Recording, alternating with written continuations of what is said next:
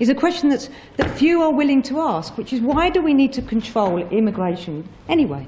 And my answer to that would be we don't. My answer would be we should open up our borders and we should fight for the free movement for all, no ifs, no point systems, no buts, no categories. And we should do this because the freedom of movement should be enjoyed universally.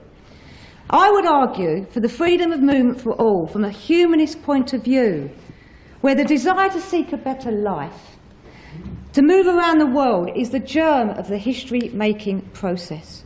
Without it, we would all stand still. And I think, actually, this is a shining example of what makes us human. And I think we should look forward to more people, because more people are more pair of hands, more creators, more thinkers, more brain cells. More people means more allies, more mates, more love affairs.